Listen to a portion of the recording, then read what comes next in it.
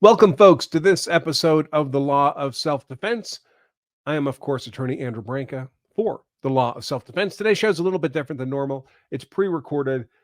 It's actually mostly a recording of a live stream I was on earlier today as a guest on the American Warrior Show, hosted by Rich Brown, also accompanied by my good friend, Dr. T.C. Fuller. We're talking mostly about the Nicolae Miu case and other aspects of self-defense law. About an hour and a half long. Had a great time. I'm personally a member of the American Warrior Society. They do great training on the tactical aspects of self-defense. Encourage you to take a look at what they have to offer. I think it's just AmericanWarriorSociety.com. And TC Fuller has a number of books he's written. I also recommend you take a look at. He talks about his books in the early part of today's show on the American Warrior Society. So again, check those out. Also, I should mention, of course, this Saturday is our upcoming Law of Self-Defense Advanced class. This is our full day course on how to be hard to convict if you're ever compelled to use force in defense of yourself, your family, your property. lawofselfdefense.com/advanced is where you would learn more and to register. We only teach this class twice a year, so if you missed this one on Saturday, April 20th, this coming Saturday, just a few days away, it'll be October at best before we make this course available again. Can you afford to wait? Do you know when you'll be attacked? That's not up to you. That's up to the bad guy. Learn how to defend yourself, how to defend others, family, neighbors, colleagues, strangers, like an active shooter event.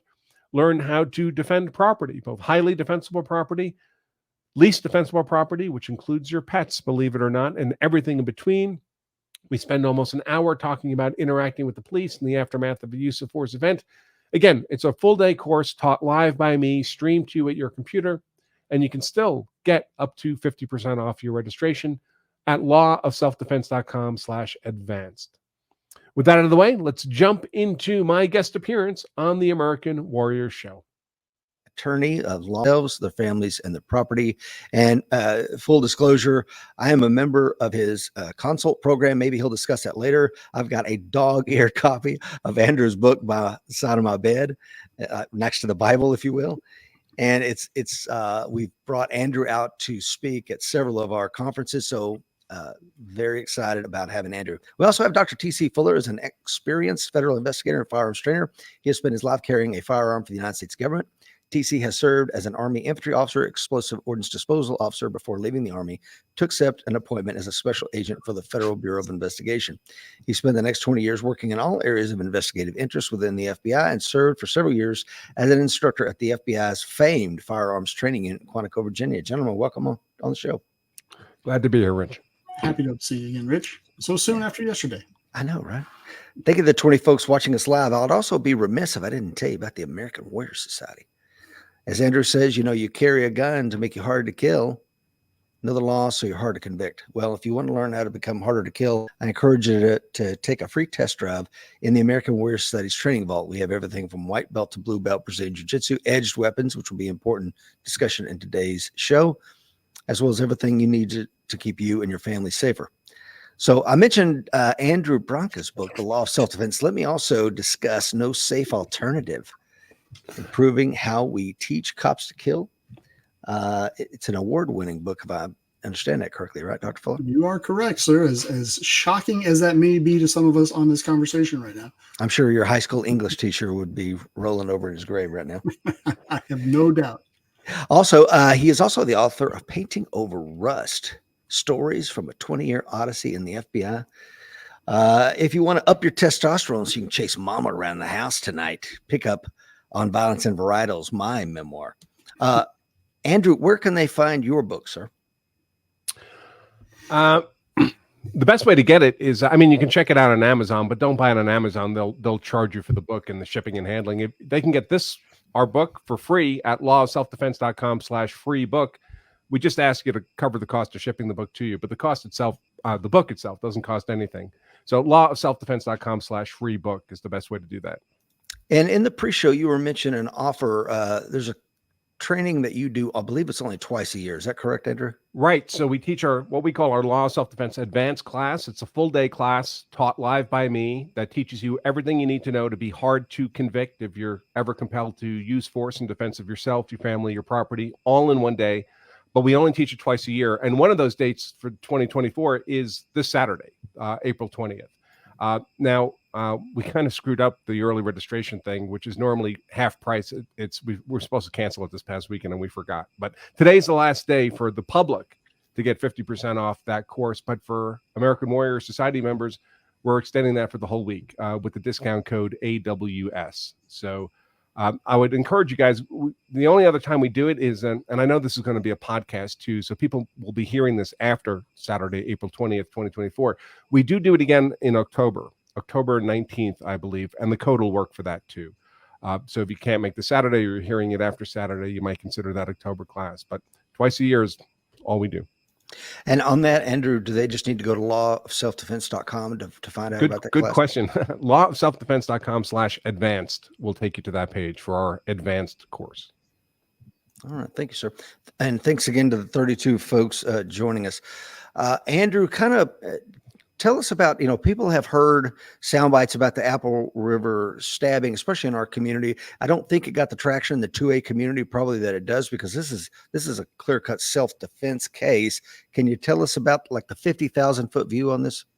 Yeah, it's interesting. So it happened a couple of years ago, this event where this gentleman, 52-year-old Nicolae Miu, was tubing down the Apple River in Wisconsin with some friends, had an encounter with some high school 17-year-old football players on the river. They began to taunt him, called him a pedophile, a raper, shouted falsely that he was looking for little girls. That attracted the attention of more people, and who likes pedophiles, right? So they came over, adults, and were antagonistic to Nicolae Miu, and they started punching him, punched him into the river, pushed him face down into the river, hit him a couple more times while he was down. And he came up with a folding knife, common folding knife. If you saw the pictures, it looks just like the kind we all carry, right? Came up with a folding knife and started stabbing people in self-defense. Some of them suffering really grievous injuries. One was disemboweled in the river. His guts came out in the river.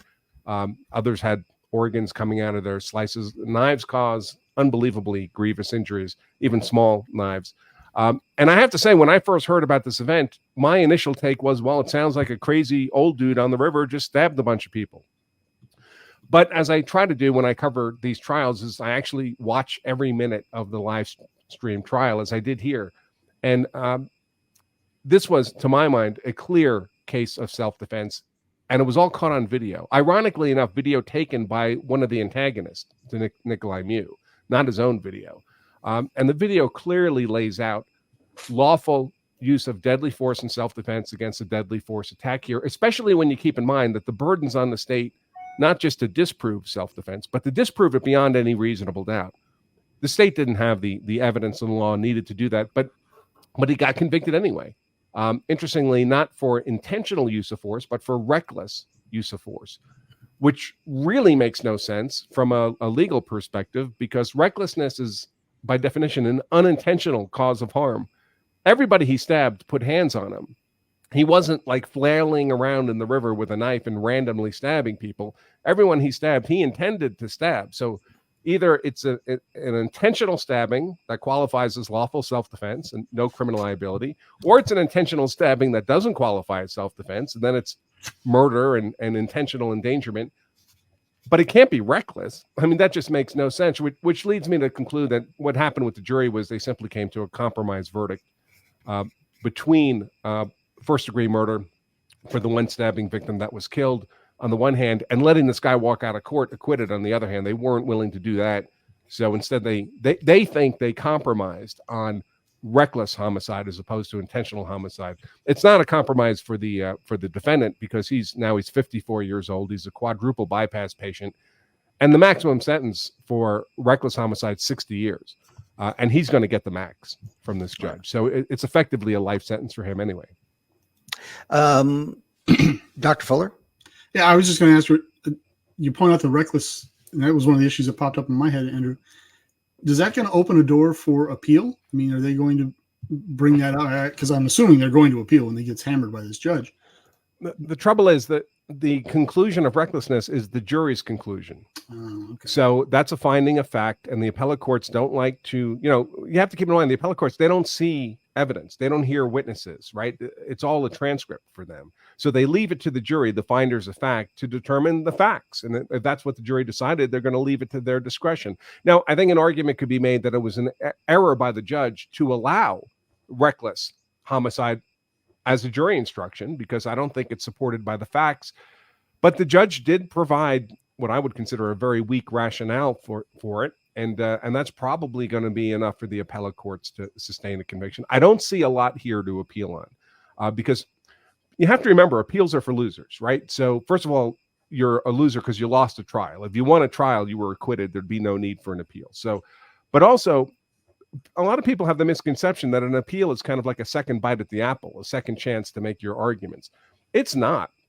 The prospects for meaningful relief on appeal are less than 1%, about 0.6%. And meaningful relief, by the way, doesn't mean they find you not guilty. Appellate courts don't do that. It would just mean a new trial. But even then, it's less than 1% prospect. And it has to be some kind of legal error, not a factual error in the trial. And there weren't a lot of those here, in the sense that a lot of this is left to the discretion of the trial judge. Appellate court judges used to be trial court judges. They got promoted out of that job. They don't want to do that job again. So when a trial judge makes a ruling in court, it's almost impossible to appeal that in any effective way, unless it's what's called an abuse of discretion, meaning the judge practically had to be insane to make that ruling. But there wasn't a lot of that in this trial. Okay, I would have made different rulings. And the appellate courts might say, well, we would have made different rulings if we were the trial judge in that case. But he was the trial judge, and he gets to make those calls. Okay, Andrew, let's talk about two that has, to me, as a layperson, has a potentiality, and one of which is the jury instructions. Were they good? And number two, the second part was, and I believe you mentioned this on your show, this spark of life discussion that was allowed by the mother of the one that was killed. Well, I'm very much against spark of life testimony at the guilt phase, meaning the trial where the jury has to decide whether or not the defendant is guilty or not guilty. I think it's appropriate at the sentencing phase. Once you've been found guilty, I think it's appropriate for, now you're guilty. I mean, you committed a crime. And then I think it's appropriate for the victims to come in and provide testimony to the judge prior to sentencing and so forth. But it should have no place in the guilt phase. It's not relevant to any of the legal questions that pertain to the criminal charge or any legal defenses. But Wisconsin passed a statute that says it's allowed in. And so I think it's extremely damaging. You could be the most innocent defender in the world, and the person you killed, their whole family comes in and starts talking about how great they were and how much they miss them. And it's almost impossible for that not to influence the jury. In terms of the jury instructions here, I think, frankly, I really like this judge through the trial. I think most of his rulings, again, some of them I would have ruled differently were I the judge, but they were not unreasonable. And then we got to the final jury instructions, and the state asked for all these recklessness charges for the first time. So recklessness was never argued during the trial. It was not an original charge, but it's what's called a lesser included charge of what was argued at trial. It's almost an ambush of the defense in the sense that they didn't know they had to talk about these issues during the trial. Now, in fairness, the defense is presumed to know what the lesser included charges are, and I'm sure they did know, and therefore they're kind of on notice that this could happen. I think it's inappropriate still, because I don't think there's any evidence here to support recklessness. So technically, and this is a sleight of hand by the prosecution. So recklessness means you didn't intend to cause harm, but you engaged in conduct that you knew created an unjustified risk of death or serious bodily injury, and then someone died. And the classic example would be drunk driving homicide, right? Mm-hmm. So you're at a bar, you get drunk, you get behind the wheel of your car. You're not intending to run anyone over. You're just intending to get home. But when you do that, you're creating a risk of death or serious bodily injury, an unjustified risk. So when you do run somebody over on the way home, well, that's a reckless homicide. That's involuntary manslaughter. But there was no real recklessness here. What the state did was they tried to cast effectively an overly broad scope of recklessness. So the recklessness here with Nicolae Miu should have been, well, was he stabbing people recklessly? The actual act, that's the foundation for the criminal charge against him. And there's no evidence of that. He wasn't blindly swinging the knife. He didn't stab anybody who didn't put hands on him. But then the state says, yeah, but he could have walked away from this group of kids. And therefore, that was poor judgment on his part. And it suggests some form of recklessness. Legally, that should not be allowed to make that argument, because you could always make that argument, right? Hey, if I hadn't gotten out of bed that morning, I wouldn't have been involved in this fight, right? If you make the but-for argument, there's always things you can point at, but they're not actually relevant to the conduct itself. The fact that he didn't need to snorkel over by where these young men were. Well, now in hindsight, we know that would have been a good idea not to do that, but in the moment, you don't know that. But that's what the state does. They talk about all these things he could have done differently to provide. If a jury's looking for a reason to convict, you just have to provide them a path to get there. And that's what happened here. Yeah, I think your point earlier on, Andrew, about recklessness, he clearly deliberately did what he did.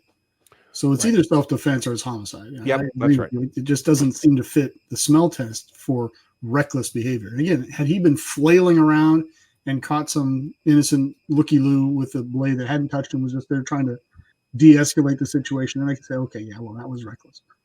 But it seems very, very selective who he went after with that knife. And he hit the targets he was after. So again, it's either homicide or self-defense. Yeah, it feels like a very emotional verdict by the jury, because we have this video. They watched it the whole trial. He gets punched off his feet into the river, gets pushed down into the river. Quadruple bypass patient gets hit a couple more times. So clearly he didn't just wander over to innocent people standing around and start stabbing them, right? These other people had some role here. And I think that deterred the jury from coming back with an intentional homicide or intentional endangerment charge. But they also were not prepared to let this guy just walk out acquitted on the grounds of self-defense. Let's talk about. Can you discuss briefly, for those that may be new to the 5 elements of the law of self-defense, Andrew? Particularly, sure. I'm interested to hear your take on how disparity of force applies to the reasonableness in this. Yeah, it's a good question, because that was an issue made out big time by the prosecution here. But so I got my little cheat sheet here. The 5 elements of self-defense. By the way, anybody can get this at lawofselfdefense.com/elements. It's free. We don't charge a penny for it. It's just a PDF download. But the 5 elements are innocence, imminence, proportionality, avoidance, and reasonableness. They're the building blocks of any claim of self-defense. And the good news is there's not 500 of these elements of a claim of self-defense. There's not 50 of them. There's only 5. So it's not that much to remember. And in most circumstances, there's not even 5, because 1 or more of those can be legally waived. Like most states, for example, are stand your ground states. 39 states are stand your ground states. So most states don't impose that element of avoidance, a legal duty to retreat before you can otherwise defend yourself. But innocence basically means you didn't start the fight. You were not the initial unlawful aggressor. Imminence means you're defending yourself against a threat that's either actually in progress or immediately about to occur. It's not some past threat. It's not some speculative future threat. Proportionality has to do with the degree of force involved. If you're only being threatened with non-deadly force, you can only use non-deadly force in self-defense. You can't use deadly force in self-defense unless you're being threatened with deadly force. Avoidance has to do with whether or not there's a legal duty to retreat. There's only 11 duty to retreat states that, as a blanket matter, impose this element of avoidance. The other 39 states get a little more complicated. We can talk about that as well. Wisconsin is one of the complicated ones on stand your ground. And then reasonableness is 2 parts. One is you have to have a genuine good faith belief in the need to act in self-defense. We don't have mind reading machines, of course, so we have to infer that from the defender's conduct and maybe things that they say or don't say. And then the other half of reasonableness is that belief, that subjective belief, no matter how genuine, how much held in good faith, has to be objectively reasonable, meaning a hypothetical, reasonable, and prudent person in the same circumstances would have shared that subjective belief. So your subjective belief can't be irrational or speculative or simply fear-based. And you need both, the subjective reasonableness and the objective. And the trick is all these elements are cumulative. So they're all required. And the prosecution's job when they're in a self-defense case is to find any one of the required elements and disprove it beyond a reasonable doubt. If they can do that, 4 of those 5 elements could be 150% on your side. But if any one of them can be disproven by the state beyond a reasonable doubt, there is no self-defense. Your self-defense claim collapses, which is very awkward, because self-defense as a legal defense is what we call a defense of confession and avoidance. You're not saying it wasn't me. You're not saying I wasn't there, I have an alibi, somebody else did this. You're saying the opposite of that. You're saying it was me. I shot that guy, I stabbed that guy, and I killed him. But I did it with the legal justification of self-defense. Well, if you screwed up your self-defense and it collapses, all that's left is the confession part of confession and avoidance. And that's a walk-away conviction for the prosecution. And part of that is saying I did that on purpose. On purpose, right? You're not saying, yeah, I shot that guy and I killed him, but it was an accident. No, accident is also a legal defense. Right. It's a separate legal defense. Legal defense, correct? That yeah, erodes your ability to claim self-defense at that point. Right. I mean, imagine, you're carrying concealed and you're driving and your car's hit by a cement truck, and that makes your gun go off and it shoots somebody, right? That would be an accident. Yeah, it literally has no fault of your own. It's very difficult to have an effective accident claim if you're handling a gun, because either you shot someone intentionally, or guns don't just go off. Alec Baldwin is dealing with this issue right now. If you're handling a gun and it discharges and kills someone, it can't have been without your own fault. You have to have been at fault because the gun didn't go off by itself. And then you're looking at involuntary manslaughter. But what if your defense is, yeah, someone's at fault, it's just not me? Yeah, good luck.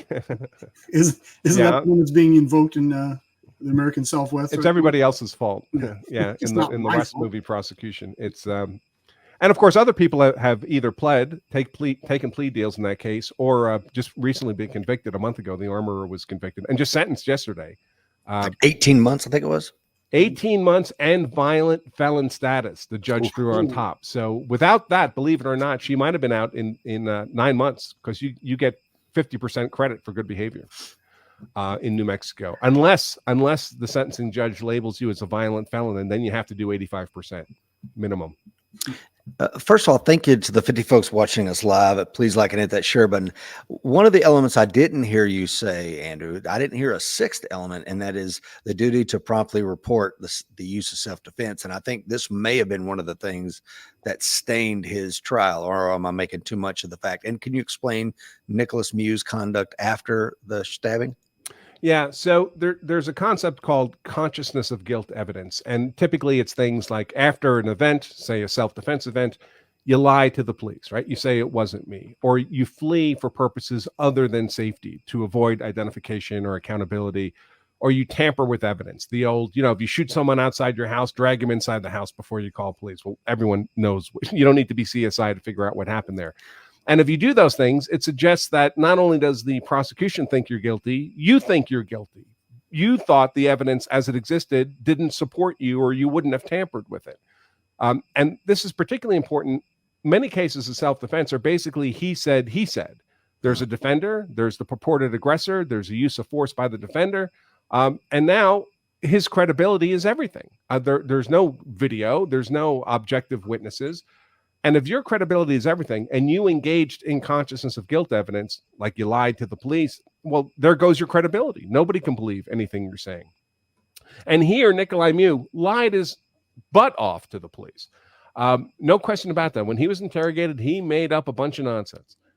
I think in this particular case, that actually shouldn't have mattered, because we have the video of the event, and that video overwhelmingly supports self-defense here.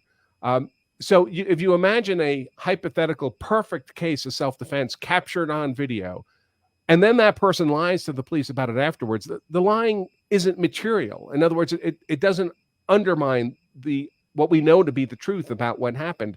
There's lots of reasons people might lie. They could have warrants out, right? They could be with their girlfriend that their wife doesn't know about at the time. They could be in shock. They could not trust the police. Right, very common in urban centers where suspects are arrested by the police, and they tell all kinds of lies because they don't trust the system and they don't think they're going to be treated fairly. Or growing up in Eastern Europe under the Iron Curtain. Yeah, exactly right. So if we didn't have the video, I think that Nicolae Miu's consciousness of guilt conduct would have been absolutely fatal to any view of self-defense. But we do have the video, so it shouldn't have mattered. Now, does that mean it didn't nevertheless emotionally influence the jury? No, of course not. Jurors are human beings, right? They're not technical legal experts like I am, or the judge is supposed to be, or the prosecutor or defense attorneys are supposed to be. They're human beings, and they're influenced on an emotional level. We tell them not to, by the way. One of the jury instructions is to not arrive at a verdict based on their emotions or passions or fear or favor. But you can only expect so much from jurors who, let's face it, they're not professional jurors, right? This is probably the only time they'll ever sit on a jury in their life. The other thing you asked about was this proportionality. So we have Nicolae Miu. He's got a knife, obviously, causes grievous injuries to a bunch of people. And the prosecution kept talking about how all these people he stabbed, they had no weapons. They were not armed.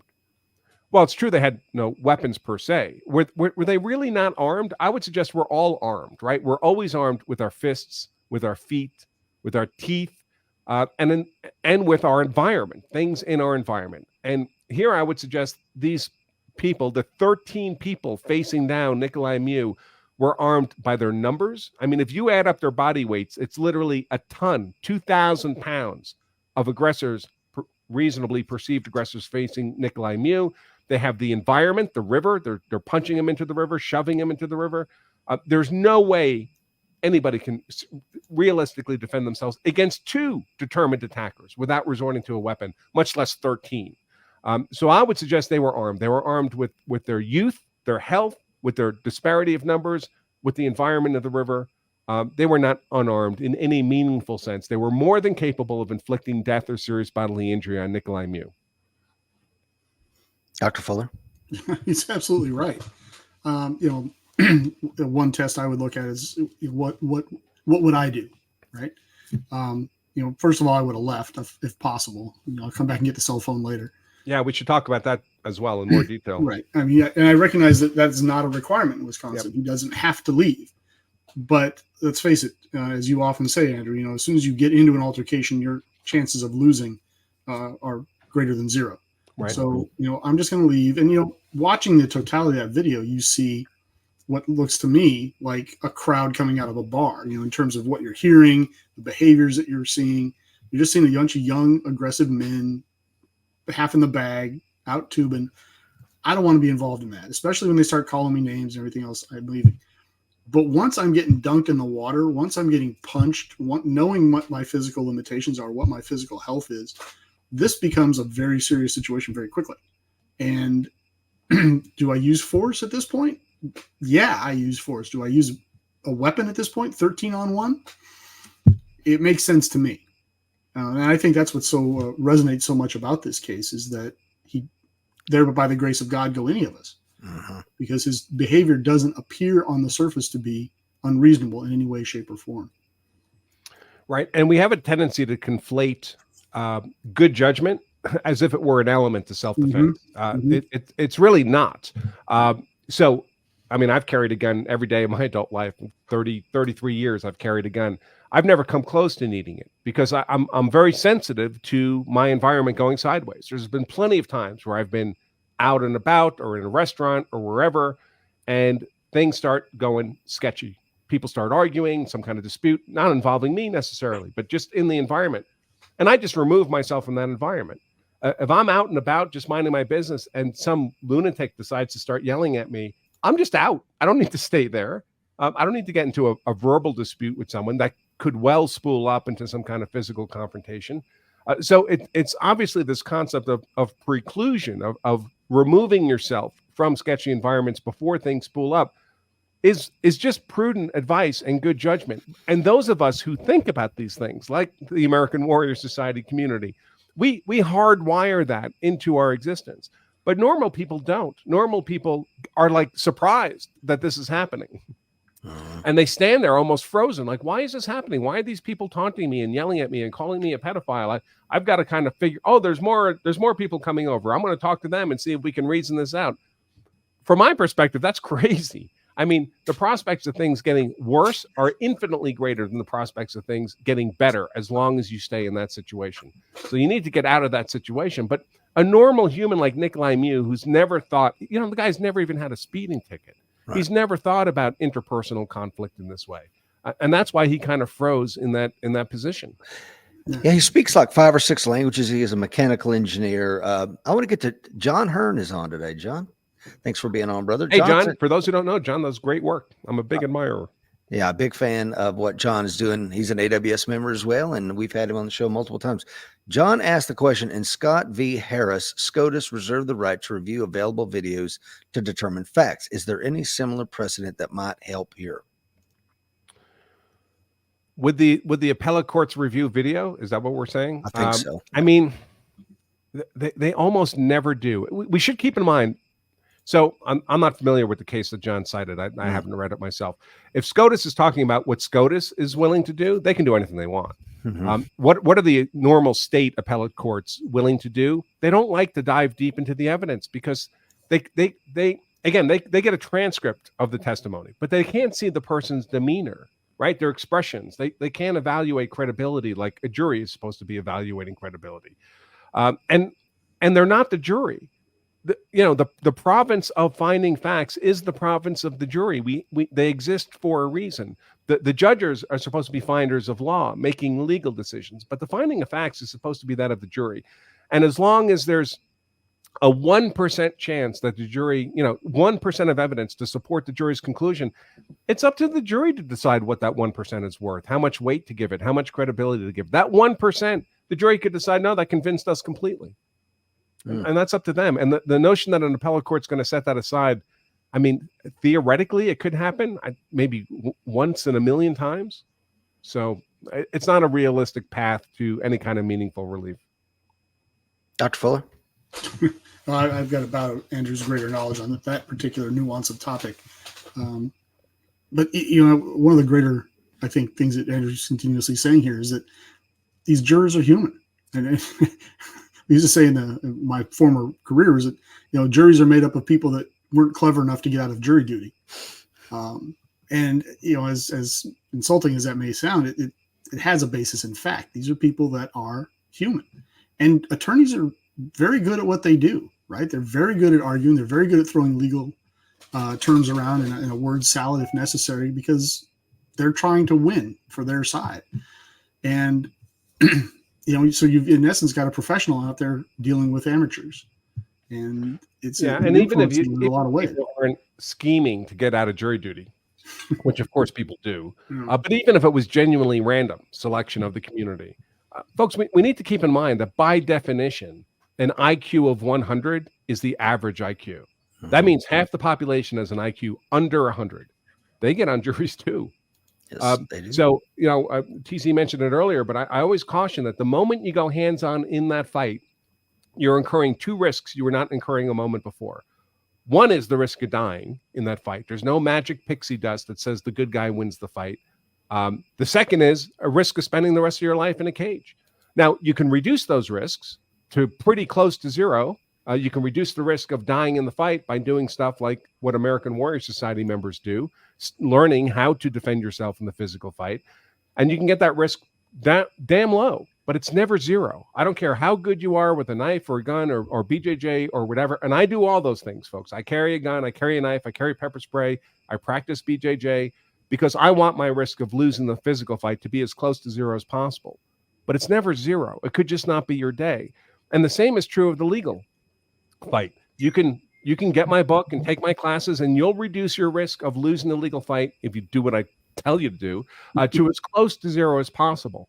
But it's never zero. I consult on many cases where I have to tell the client, listen, they offered you a plea.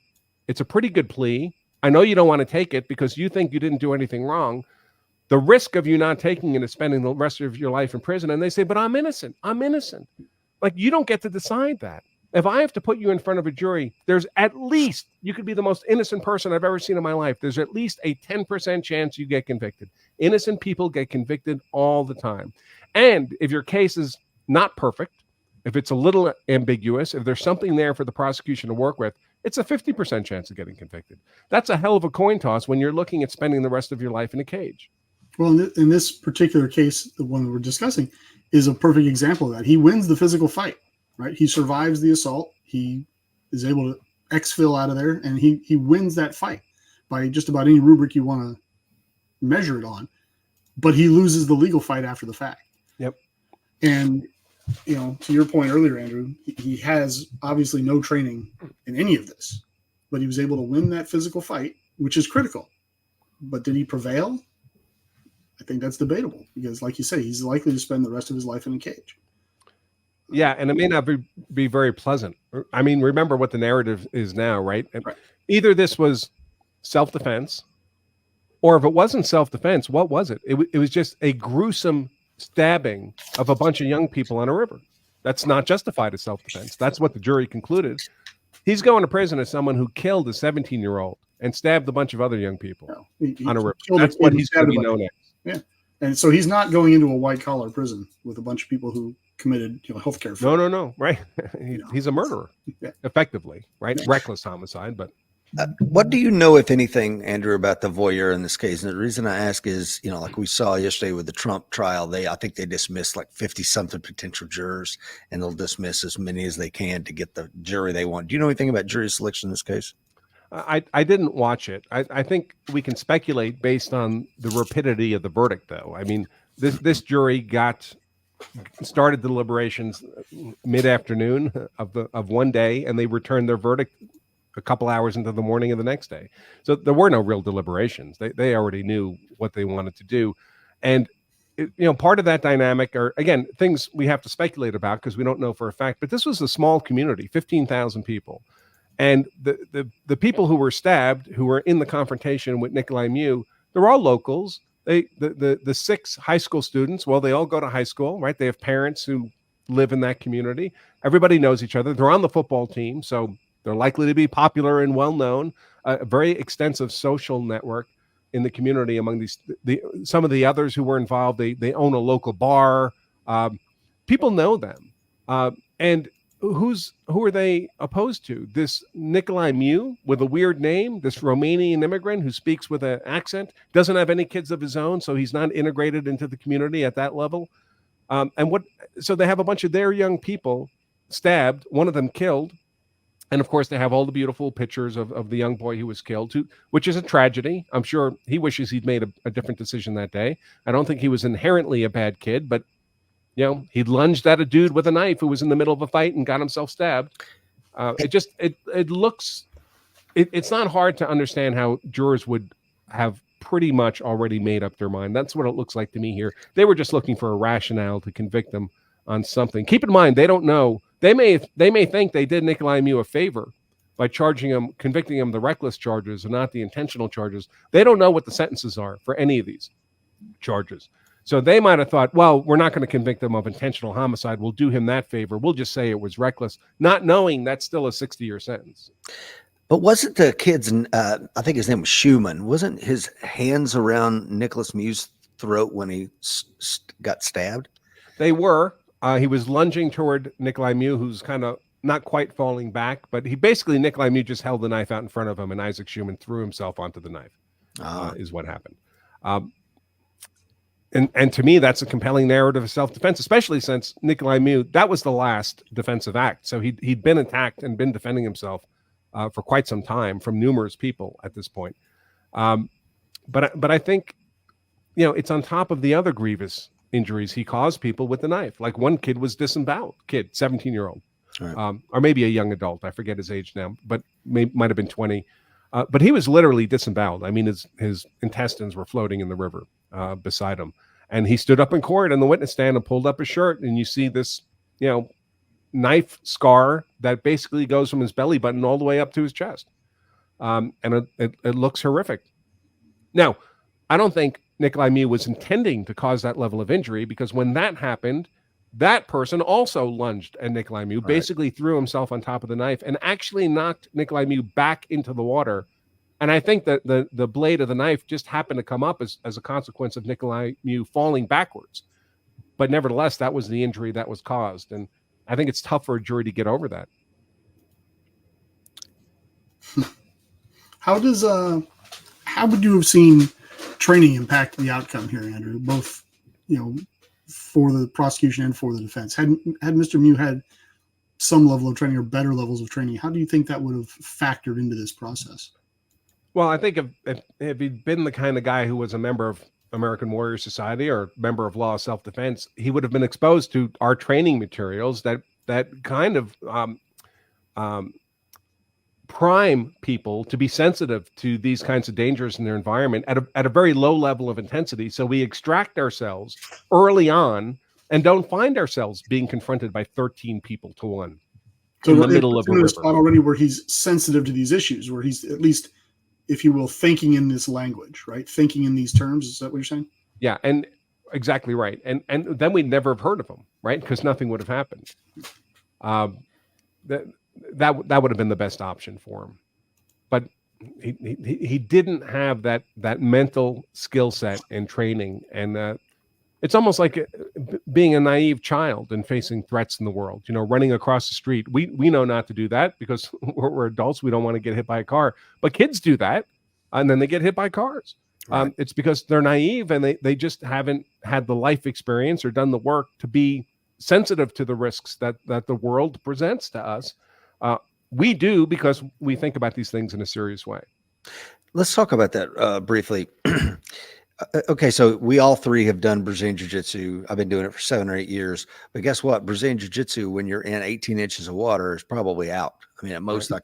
I can do a hip toss or something. But as far as taking someone to the ground to subdue them in that environment is out. And multiple opponents. I mean, exactly. You really want to go to the ground with multiple opponents that are his football friends that are going to stomp your head in? That's not going to work. So we're left with his edge weapon. Now, having trained with Michael Janich at Marshall Blade Camp a lot, you know, he talks about what he calls defanging the snake, and we alluded to it when we were talking about it earlier. This is a purpose-built self-defense knife. You can't stab anybody in the K5 area with this knife, but what you can do is cut their hands off of you, or if they're going for your weapon, you can cut their hands off your weapon. So again, having thought these things out ahead of time, I'm shocked, gentlemen, by the number of people that I run into that carry a gun and carry an edge weapon, and they think as if the gun is lethal force and the less lethal option is my edge weapon. And I'm like, no. They're both deadly force instruments. What is your less lethal option? It would have been nice if he had one in this instance, wouldn't it, Andrew? Yeah, I mean, it's so like what would he carry? I mean, pepper spray on the river. I carry pepper spray every day. I've got it in my pocket right now. But pepper spray when you've got 13 opponents, and you know, I'm not sure how that's going to work. I've been a bouncer. I can tell you right now, it works. Yeah. Oh, does it? Okay. Absolutely. Yeah. I've again, as a police officer, I've used it. As a corrections officer, I've used it. As a bouncer for 4 years, because you get in a parking lot. Maybe I went out the door with the guy who's causing a disturbance on the dance floor, and his buddies, unbeknownst to me, file out and file around me. So now I'm in a very similar circumstance to Nicolae Miu, which is why I carried a big can of pepper spray. And that's another interesting point. You know, we've talked about this at length. You know, Dr. Fuller, I, and perhaps you, Andrew, we have used all level of force against human beings. You know, I've said this every time I have you on the show. And the reason that we're not rotting away in prison is because understanding the law of self-defense. Now, I could be one jury away from facing what Nicolae Miu. So again, awareness and avoidance being key here. And you want to cause the least amount of injury possible, consistent with a safe outcome, right? I mean, don't jeopardize yourself doing this, but the least amount of injury possible, ideally no injury. And pepper spray is great for that because, you know, I mean, a couple hours later, there's basically no indication that the person was pepper sprayed. But even with a knife or a gun, the least amount of injury you can cause, particularly with a gun, it's almost invariably in your interest that person does not die. That person survives the encounter. You may have had to use deadly force to stop their threat against you, your family, whatever the case may be. But if they die, now you're looking at a murder charge or a manslaughter charge. If they survive, you're looking at an aggravated battery charge, which is bad, but it's not life in prison. And the more severe the charge gets, it's another dynamic many people don't think of if they're not involved in the system. But the more severe the charge, the more senior, more capable, better resourced prosecutors you're going to attract to your case. So prosecutors make their careers on murder cases. If you've killed someone and you look like a murder prospect for them, you're going to get the most senior, the most experienced prosecutor on your case. In this case, Nicolae Miu actually got the elected DA as his prosecutor in this trial. Those guys almost never go to court. And it showed, by the way, they were very poor, the state's prosecution, in terms of their lawyering in this case. Well, I'll also tell you that, behind the scenes baseball, if you're a prosecutor and you get the murder case, everybody knows it. And especially in a small community like this, I can't imagine those are very common. So everybody in the office knows about it. Everybody is going to chime in on it. Every resource possible that you need, you're going to get. You're going to get the A-team investigators. You're going to get everybody in the office. Hey, I need this paperwork done. I need this thing done. People are going to be chiming in from all over the place. So there was an entire huge team behind this guy, absent the fact that he was their boss. Right. To Andrew's point, you're going to be facing the full weight of that organization. That bureaucracy is coming down on you. And I see someone in the comments asking, well, can you change the venue of the trial? And in decades past, that might have been a useful thing to do. But in the social media world in which we live, this happened in the Rittenhouse trial. They tried to change the venue for Rittenhouse, and the trial judge's response was, well, it would be pointless. Where in the state would you bring this case that it doesn't have the same profile it has here, right? It's nationally, internationally known. So it doesn't help to change the venue because everyone's been exposed to the media coverage. We don't live in an area where there's an evening newspaper and that's how people get their news. We all have the propaganda machine in our pocket all the time. And in the Rittenhouse case, to your point, wasn't there a U.S. Congresswoman standing out front, calling for his hide during jury deliberations? Yeah, all of that. So I don't think, they're not going to change. Even if changing venue would be technically appropriate, they're going to deny it because it's not practically helpful. It doesn't change anything. The jury pool in the alternative venue is also tainted by whatever the social media coverage has been. And in this case, I didn't hear the local news coverage myself, but I've been told by people who live in the area that it's literally been 2 years of crazy old man on river stabs a bunch of young people. That's what the community's been hearing. Wow.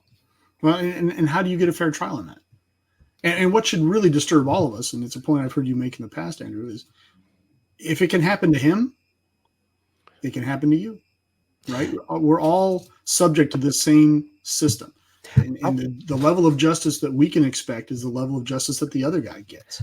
I just tell people, if you go to the gun, if you go to the knife, if you're using deadly force to defend yourself, just presume you're going to be sentenced to life in prison afterwards.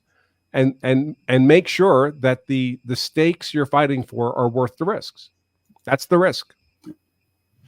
Now, I want to talk something about, we've all three of us have trained with Michael Janich. I think I've attended his martial blade camp out in Colorado, 3 or 4 years running. And of course we brought him out, and something he has always said, it never really resonated until this trial. And that is, because what does your work product look like if you use an edged weapon in self-defense? And I think in this case, because there's been so much hay made about the kid was disemboweled, his guts were floating on the river. And I don't want to be callous here, but I'm like, so what? I mean, if technically it doesn't matter. It doesn't matter. Once you're privileged to use deadly force, the law doesn't care about the precise nature of the deadly force. And every person, some people he stabbed, one guy he stabbed only needed 2 stitches, right? Right. But that's as much deadly force as the person who was emboweled. So the law cares a lot about whether or not the conditions privilege you to use deadly force at all.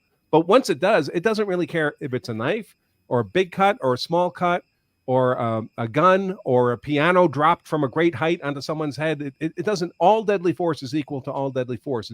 There's no continuum within the deadly force bucket there, but it looks different to a jury. I know, and that's so emotional strange. appeal we were talking about earlier.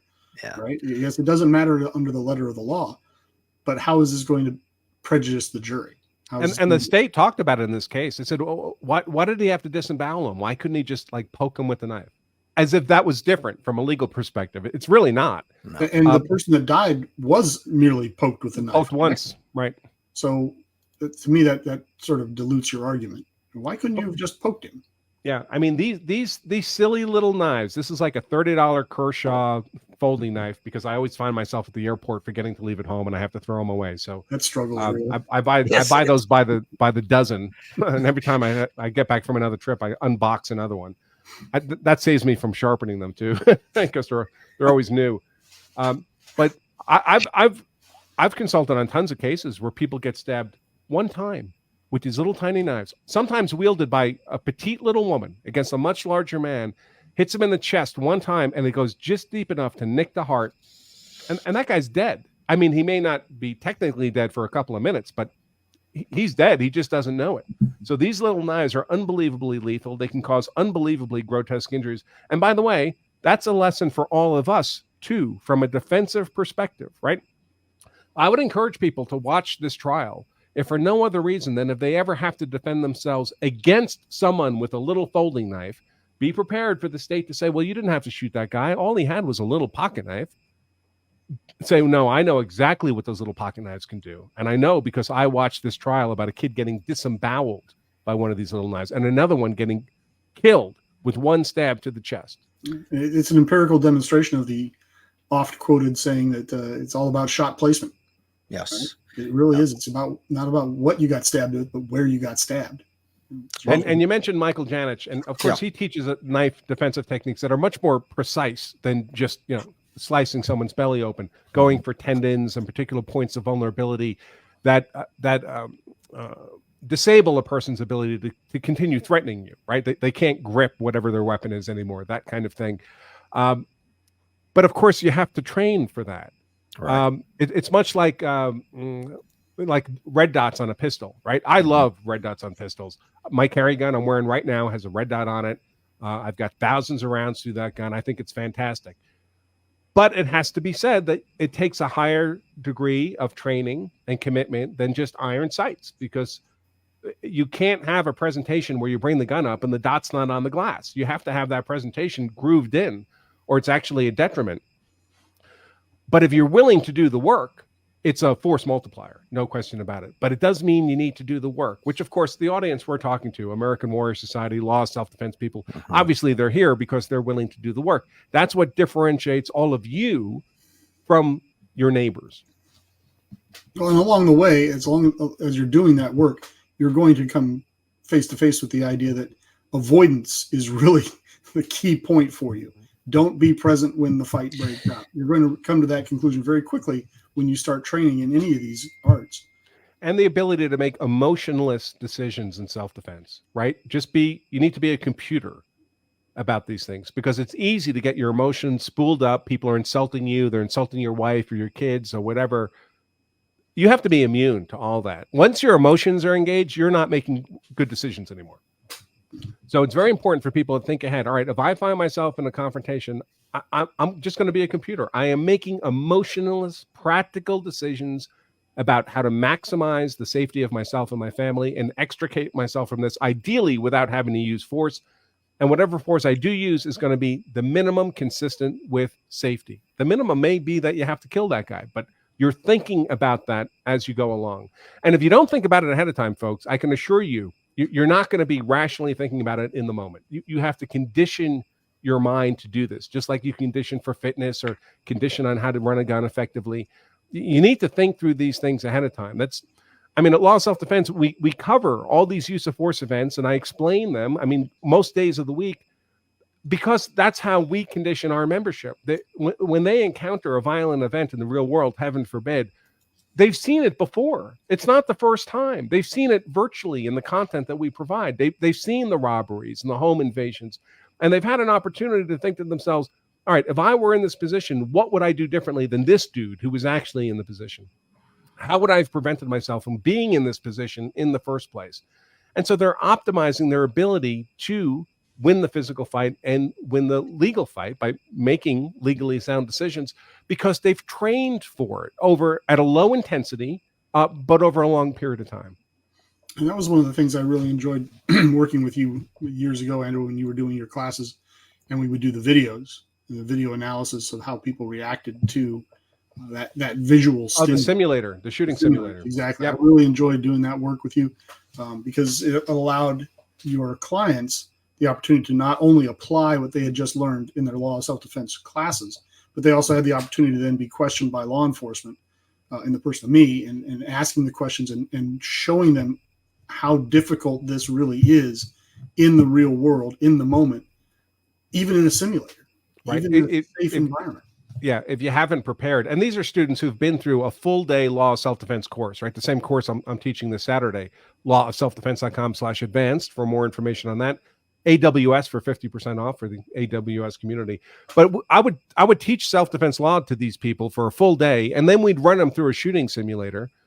A simulator. They're looking at a video of an aggressor, right? And they have an IR pistol, infrared pistol, to solve the problem, we would tell them. And it's like a 30-second, 60-second video. And at the end of that, it's unbelievable. Their breathing is elevated. They're sweating. Their hands are shaking. And we did that, and by far it was the most popular part of the day. We did that to show them the physiological response they're going to have even to a simulated threat. Imagine what it's like when there's a real threat. Yeah, we brought you guys out for Warrior Camp several years ago, and I remember it was brilliant. And of course, Dr. Fuller being there, the client would turn about, face uprange, if you will, in the classroom, and Dr. Fuller, of course, would be talking to him about it as if he was an FBI agent discussing this post-shooting event, and they got so many elements wrong. Yeah. I mean, which is why this video was so important, and I thought it was going to exonerate him. But one of the things that came out, and I think the prosecution perhaps made a bit of hay about it, was, look, he's smiling. And as I was telling Dr. Fuller, when I'm nervous, I smile. This is something that my wife and I have battled over our 36-year marriage, and that is, when she's elevated, I'm smiling and sometimes laughing. Now, I'm not smiling and laughing because I'm having a good time. I'm smiling and laughing because I'm very uncomfortable. Right. Well, we all do quite a bit of video, right? I do a ton of video. I do post-production of the video. We all know if we take a screen capture of a video, you can always get someone's face in a weird expression, right? Mm-hmm. That doesn't necessarily mean they're evoking some kind of emotion there. It just happens to be the way their muscles of their face happen to be in a microsecond, 1/24th of a second of the frame of video. And this is a trick that prosecutors do when they have these videos, is they literally go through frame by frame and then cherry pick ones they want to build a narrative about. Another trick they do is, and they did this in the Kyle Rittenhouse case as well. There was the part where Kyle's been knocked down the street and he's defending himself from multiple attackers in the street. And it all happens in a couple of seconds, like a second and a half, something like that. Well, what does the state do? The state takes that little bit of video and they printed every single frame of that video out. They had a big stack of photos, and now they're going in front of the jury. They're going, well, this is what happened here, and this is what happened, and then the next thing, and the next thing. And they go through this stack of 80 or 100 photos, and it makes it sound like, look how long this took. Look how much time was available for Kyle Rittenhouse to be making decisions about all this. It's very misleading for the jury, but that's why trials are an adversarial process. You need competent defense counsel to offset those tricks and smoke and mirrors by the prosecution. But the prosecution, keep in mind, folks, they're civil servants. I know a lot of prosecutors who are just good civil servants trying to help protect their community. But if they've taken you to trial, they are in it to win it. They're not there to lose. They are there to put you in prison for as long as they possibly can. And they are allowed to do all these things. They're allowed to make their arguments. They're allowed to make inferences from the evidence. Could be ridiculous arguments that they're making. In the Zimmerman case, they made a big deal of the fact that George Zimmerman, not only did he had a Kel-Tec 9mm pistol, they called it a Kill-Tec. Not only did he have a Kill-Tec pistol, he was carrying it with a round in the chamber in the ready-to-kill position. like everyone's not carrying with a round in the chamber. Like every bailiff in that courtroom didn't have a round in the chamber. It's a ridiculous argument, but they're allowed to do it. And when the question is, can a prosecutor talk about X in an effort to make you look bad in front of the jury? Can they use that against me in court? The answer is always yes. They can use anything against you in court. But this is why you need competent defense counsel, which costs, right? This is not a deal where you get what you get, right? You get what you pay for in a lot of things in life, and you certainly apply that here. And especially when there's a killing charge, this is going to be a costly process if you find yourself in a trial for your life. Yeah, very, very common, the cases I consult on that are killing cases, murder or manslaughter cases, for the defense to go through a couple $100,000 before they get to trial. Listen to that again, a couple $100,000 before they even get to trial. Yep. And this is where you get the phrase, the process is the punishment. It doesn't cost the prosecutor anything, right? He's investing tax money in this process. So he has the full weight of the government behind him. He has people like me out there doing all of the grunt work on the street, doing all the investigative work, checking every little thing. You are going to have what you can afford.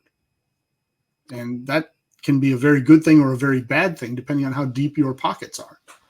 You know, we'd all like to believe that how much money you can bring to the legal fight doesn't affect the kind of justice you get. But it does, folks. It's like any other war. The amount of resources you have on your side tremendously influences your prospects of winning that battle. And that applies to legal battles too. And of course, if you don't have the resources, I mean, you spend what you have. But I see plenty of cases where people, you know, if they're facing the rest of their life in a cage, what won't you spend? What percentage of your resources will you spend to avoid that outcome? Probably everything, right? And that's what they do. They'll mortgage their homes, they'll sell their business, they cash out their retirement account, the kid's college account, all that. Yeah. And none of that guarantees you're going to be acquitted, right? You could do all that, spend all that, and you still get convicted at the end. And guess what? Awareness. Are you going to have those assets for the second trial? Exactly. Right. But guess what? Awareness and avoidance costs you at the front end, the pre-defense, if you will. Nothing. Right. It's absolutely free. Yeah. I mean, because what guys like us don't do well in prison, right? If your name is Skittles and you're 22 and you've been in and out of institutions your whole life, maybe going to jail for 15, 20 years isn't that a big a deal. You've been in and out of them your whole life. All your friends are there. No big yank. Guys like us don't do well in prison, don't want to go to prison. And what won't I spend to stay out of prison? Yeah, I sometimes joke that if I ever end up in prison, I'll just keep doing what I do now, which is criminal defense law. It's a good point. But you can have a trade, isn't it? I got a trade that'll work. I'll do appeals. But yeah, certainly I don't want to go. Nobody should want to go. I mean, I know Rich has worked in the penal system. I tell people I've been to prison a lot, of course, for work, you know, to talk to clients. But yeah, it's horrible. It's horrible. I've been in and out of plenty of them, to include Guantanamo Bay, the subject of my next book, by the way. And they're just not places you want to spend a lot of time. They're just not. I mean, anything from a county jail to a federal prison, just avoid them. Yeah. So there's a question here about did the Miu defense lawyer make mistakes or not enough in defending their client? I think these lawyers, lead counsel was Aaron Nelson, second, what we call second chair, was Corey Chirafisi. He was also second chair on the Kyle Rittenhouse case, by the way. I'd not seen Aaron Nelson work before. Corey did a great job in Rittenhouse, and he did a great job here. He's fantastic at cross-examination. He did the closing for this trial with Nicolae Miu. I think the defense did, I guess I'd give him an 8 out of 10. And if that sounds critical, it's only because, you know, they're in the arena. It's easy for me to say, well, they should have added this or should have added that, sitting, you know, from my office watching on a computer. 8 out of 10 is about as good as you can expect from a criminal defense team. So I think they did a great job. I think they had a hopeless task. I think the jury pool had been so propagandized they were never going to acquit on self-defense. They did the best they could. They made all the right arguments. They did it in an effective, I think, way as counsel, advocating for their client. And but there's, you know, that's why the risk of conviction is never zero. So if you were to, you know, ballpark back of the envelope math this, what do you suppose Miu's defense cost him, soup to nuts, in terms of actual expense? What do you think that was? $500,000 defense? Yeah, probably about that. So he spent that kind of money generally. And keep in mind, he's been in jail most of the prior 2 years since it happened. So even if he'd gotten acquitted, he spent 2 years in jail, right, waiting to be tried. So this is a guy who now is deprived of a ton of wealth and likely his freedom for the rest of his life. Yeah, so he hasn't worked in 2 years. His wife, actually, he and his wife got divorced purely for financial reasons. Yeah. She testified in the trial, and the defense asked him, you know, why did you marry your husband? And she said, well, I loved him. And they said, do you still love him? They just got divorced. And she says, absolutely. So it was just to try to protect some assets should the worst happen for his wife, because otherwise they'd be completely destitute. But so here's a guy now who is out a ton of money, who is out a wife, who's now out of his freedom for the rest of his life, all for want of a little bit of training, a little bit of knowledge, a little bit of avoidance. Yep. The truth is, it didn't have to happen this way. No. He just wasn't thinking, you know, if you think of like someone who really knows how to play chess, right? They're thinking 8-10 moves ahead. That's what we need to do. We need to be thinking 8-10 moves ahead when it comes to interpersonal confrontation. And he wasn't. He was like someone who was presented with a chess set for the first time, and he was completely lost as a result. I see someone in the comments ask about public defenders. Like, if you get a public defender, that's a huge problem. I know a lot of fantastic public defenders, folks. My first job in the law was working for a public defender's office, and I can tell you, if the quickest way to get the most criminal defense trial experience in the world is to be a public defender. You're in court every day, all day, arguing cases. So a lot of public defenders are extremely experienced, capable lawyers. They're not bad lawyers just because they're a public defender. The trouble is they're all way overworked. So they don't have one client or two clients they're focusing on. They get 50 clients that they're dealing with over the course of any particular day.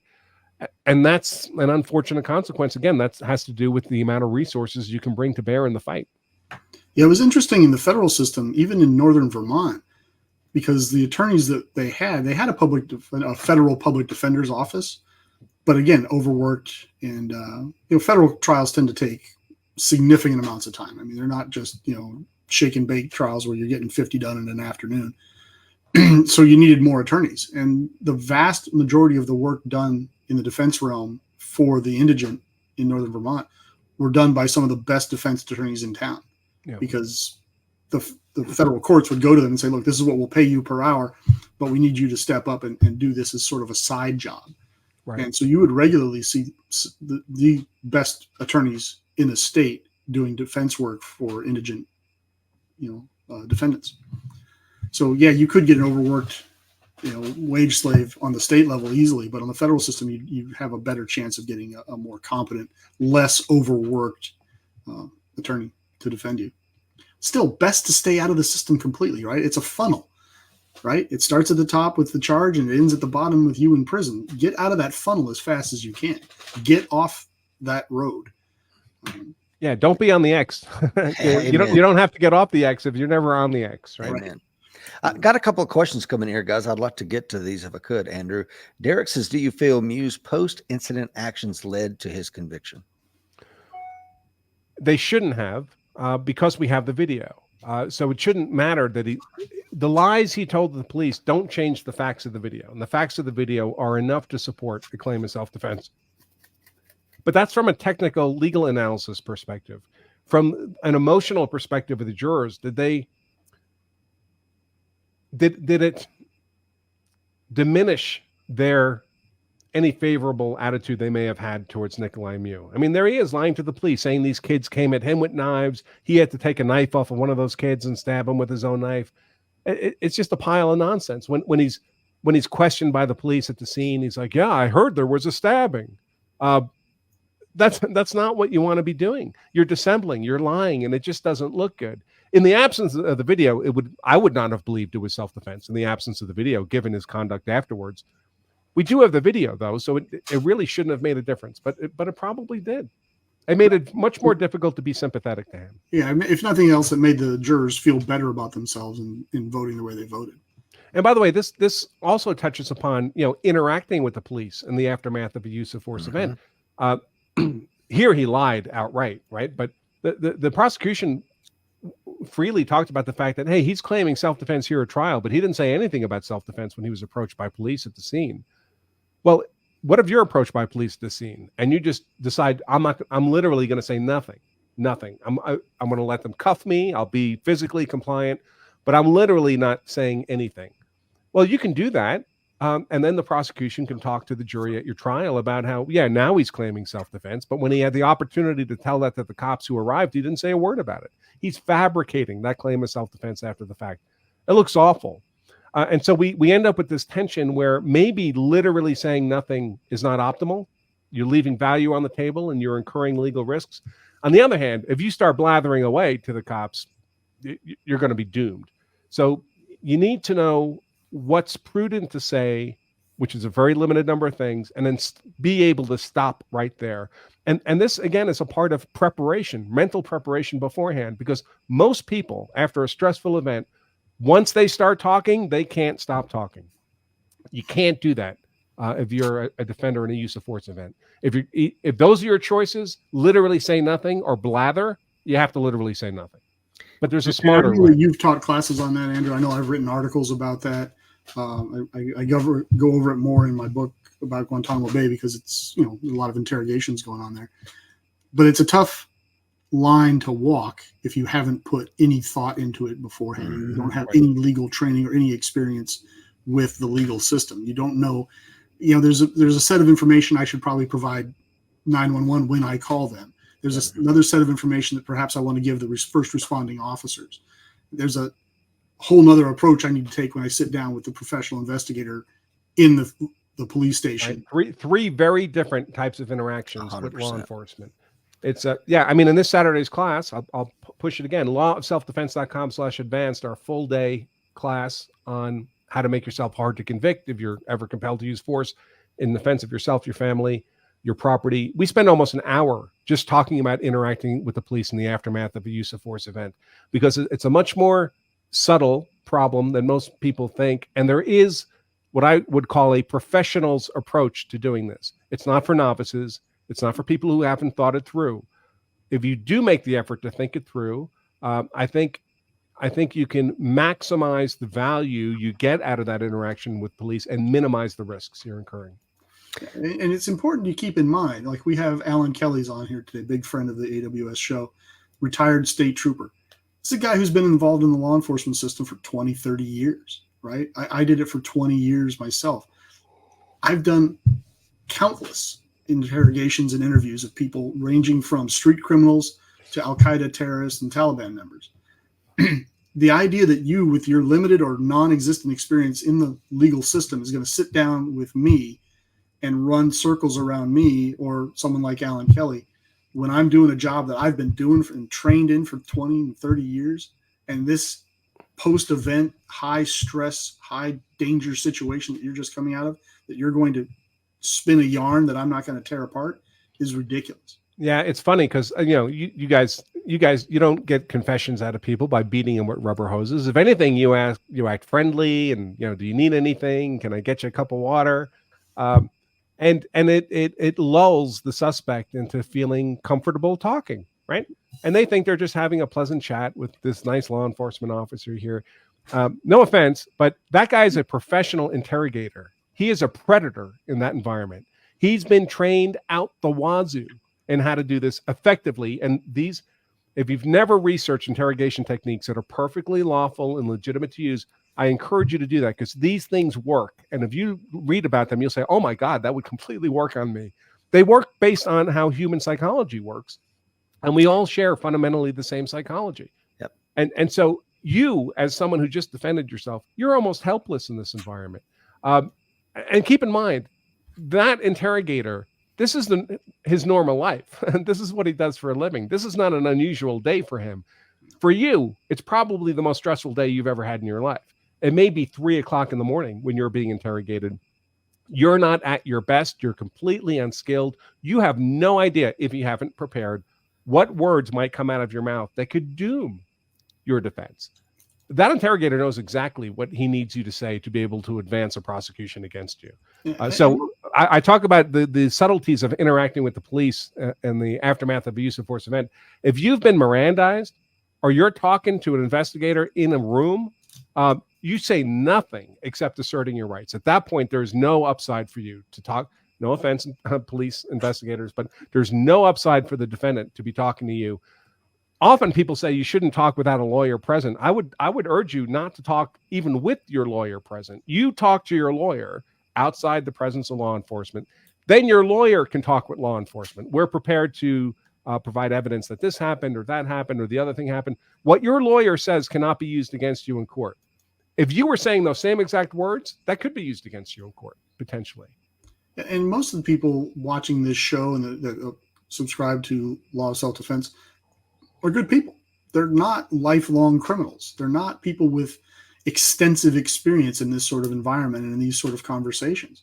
Zero experience. Right. And so they tend to do what most good people do. Look, I did this thing, but you got to understand me. You got to see it my perspective. I'm a good guy. I had no choice.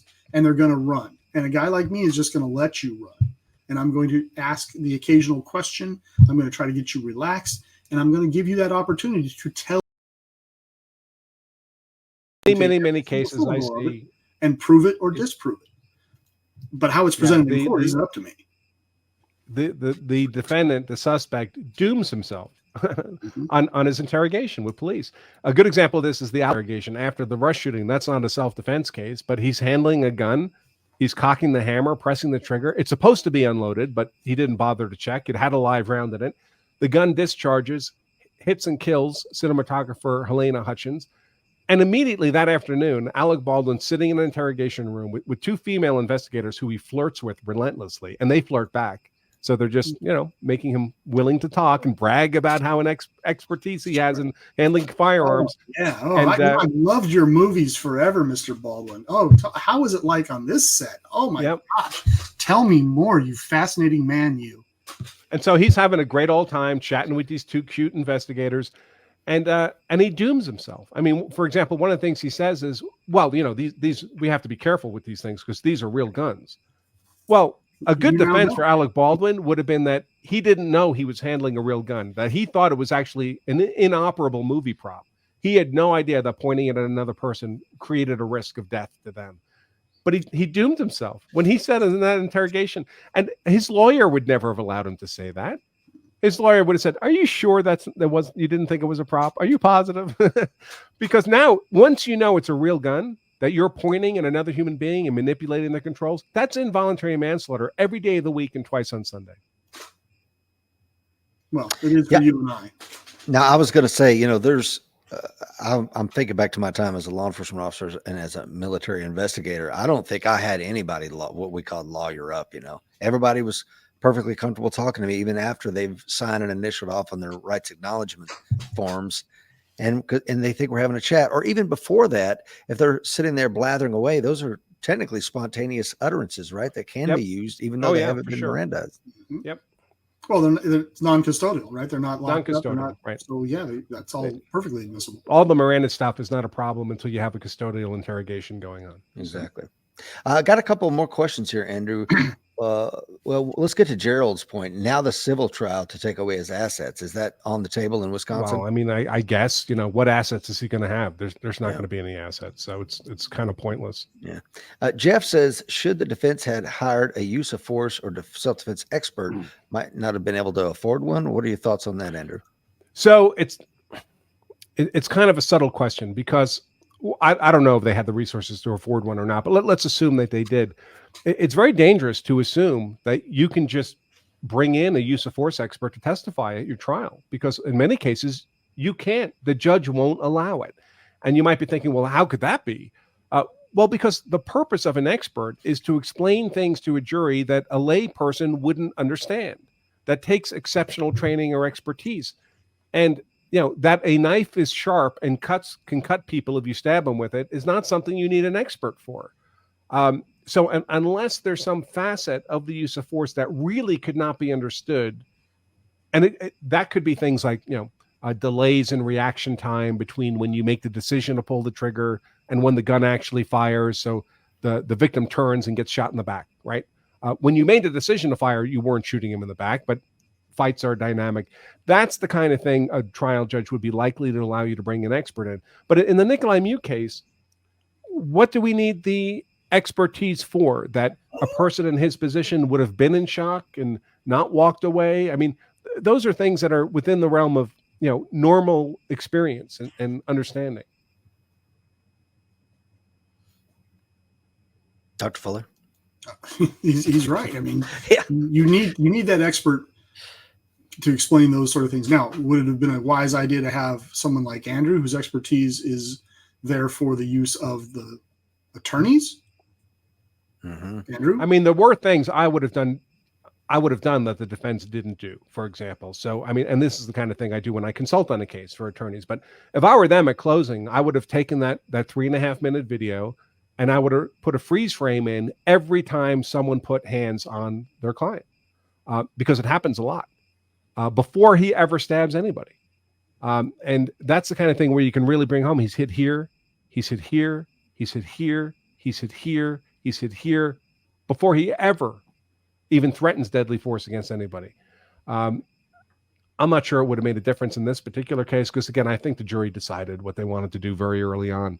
But it's the kind of thing you do if you want the most comprehensive, narrative of not guilty that you can possibly communicate to a jury. You can't afford to leave anything on the table. You got to be all in because of the stakes involved. And again, there's a difference between a self-defense expert that you're going to put on the stand and a self-defense law expert that is going to be a consultant for the attorneys like Andrew. Sometimes I think people might conflate the two, but there's a vast difference between those two people. Yeah, sometimes they have me testify as an expert witness, which is always kind of weird because my expertise, of course, is the law, and the judge is supposed to be the expert on the law in the courtroom.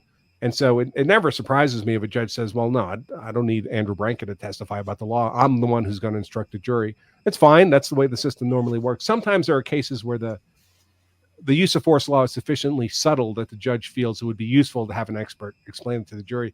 And I love that because then basically I get to teach the jury like a half-day law self-defense class. And when that happens, we invariably get an acquittal. Let's talk about your class coming up this Saturday, just briefly, because I want to be very clear. This isn't something you have to fly to. This is a virtual class, right, Andrew? Virtual, right? Taught live by me, but we stream it to your computer on Zoom. But it is all day. I mean, by all day, I mean it's 6 to 7 hours, depending on how much Q&A we get. And I've attended this class multiple times. And again, it's like one of the things I often hear in the veteran community. It's like, when I was in the GWAP, bro, I knew what the ROE was wherever I was at. Well, we have an ROE here in continental United States. And those are, once again, that laminated thing you've got there, Andrew, that you clearly articulate in your book. And what often really puzzles folks, we have AWS members, as I talked about the other day, in Bulgaria, Russia, and Israel, and all, South Africa. And most of them are just blown away that ours is very jurisdictional dependent. Every little municipality, every state has its own little rule. There are 2 states in the United States where there is no third-party defense, as I understand it. So you have to know these things, especially if you're somebody like me or you guys that travel all the time. And that's where having the book in hand, I think we're on the 3rd edition at this point. I lose count. I'm sorry. It might be the 4th technically. I'm actually one of the few people that has a first original copy of Andrew's book. Don't read that. That's horrible. That's a horrible book. Yeah, I have the 3rd edition, so I can speak to that. And every time I travel to a new state, I'm always read it, because here in Tennessee, I have no duty to retreat.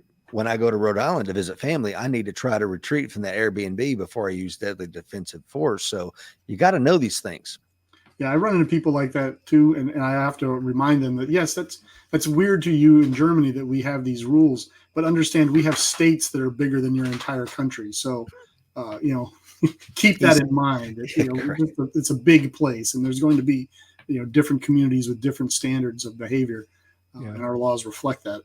So, I mean, a couple thoughts there. So for the veterans who knew their rules of engagement in combat, what I would tell them is keep in mind, in the civilian context, we have our rules of engagement, and the people deciding whether or not you adhere to them are the enemy. Imagine was that how your rules of engagement in combat were done, right? The enemy got to decide whether or not you violated your rules of combat. The other thing is the good news about the United States is, self-defense law is hundreds of years old for American law. It comes from common law in Great Britain. It's really thousands of years old. Ancient Greeks and Romans had very similar rules for self-defense. It's I would argue the most fundamental natural law there is. Animals defend themselves against attack. And in the U.S., self-defense law is about 80% consistent across the 50 states and American territories. So it's about 80% the same, about 20% different. Now, the 20% difference can end up putting you in prison for the rest of your life. So it's worth knowing, especially in whatever state you spend the most time. But what I often urge people is, where there's that 20% variance, just find out what the most conservative version of that self-defense law is and just apply that everywhere. So, for example, in the context of stand your ground or duty to retreat, there's only 11 states that impose a rigorous duty to retreat before you can use deadly force in self-defense in an otherwise lawful case of self-defense. Only 11. But let's face it, if you have a safe avenue of retreat and you don't take it, and you instead choose to get into that confrontation, is that really the wise thing to do? Remember, now you're incurring a greater than zero risk of death and a greater than zero risk of going to prison for the rest of your life. So I tell people, even if you're in a state like Texas or my current state of Colorado, that is a hard stand your ground state. The jury's not even allowed to consider the possibility of retreat in evaluating your claim of self-defense. Isn't safe retreat always the better option? Presuming, of course, you can do it consistent with safety. You're not increasing your jeopardy.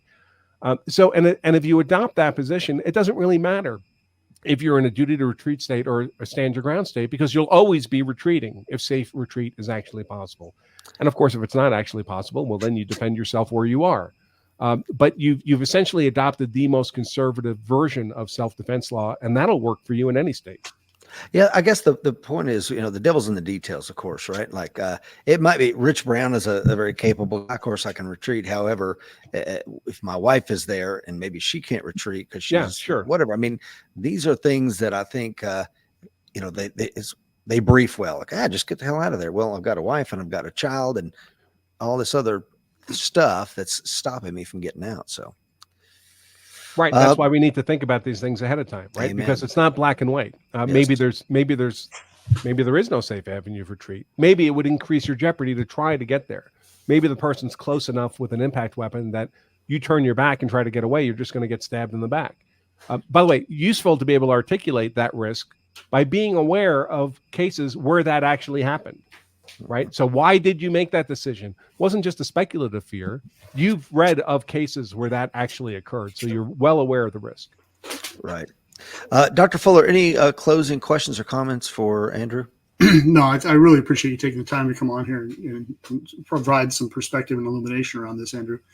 As everyone who is a regular watcher or viewer of the show understands, you are the subject matter expert on this topic. And having you in the American Warrior Society family is awesome. I'm a member, by the way, American Warrior Society. If anybody didn't know, I should have. I don't have my coin here, but it's on the bookshelf on the other side of the room.